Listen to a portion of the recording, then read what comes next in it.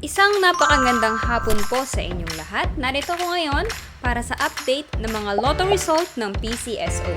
Kaya naman, ihanda na ang inyong mga ticket para sa ating 2pm lotto draw ng 2D Lotto at 3D Lotto ngayong araw. Huwag na nating patagalin pa. Here's our lotto result.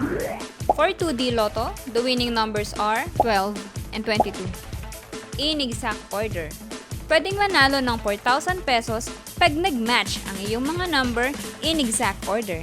2,000 pesos naman para sa Rambolito System Play. Para naman sa 3D Lotto, the winning numbers are 1, 3, and 5. In exact order.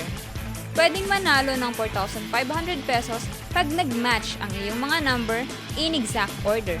750 to 1,500 pesos naman para sa Rambolito System Play.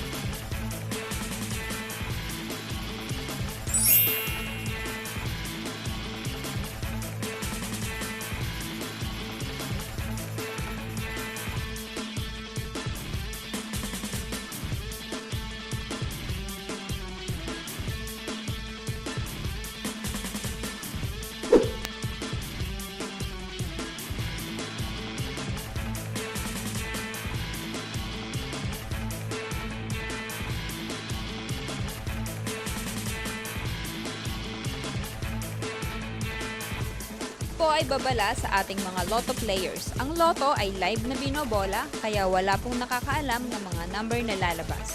Huwag pong magpapaloko sa mga nagsasabing alam nila ang lalabas sa game at sa authorized outlet lamang bumili ng ticket bago ang draw. Para maklaim ang inyong prize, pumunta lang sa authorized lotto outlet pag nanalo ka ng umabot sa 20 to 10,000 pesos. For more than 10,000 to 300,000 ang panalo nyo, sa PCSO branch na pinakamalapit sa inyong lugar, pwedeng i-claim ang prize with 2 valid IDs. At kapag ikaw naman ang jackpot winner, i-present ang iyong ticket with 2 valid ID sa PCSO main office located at Shaw Boulevard, Mandaluyong City.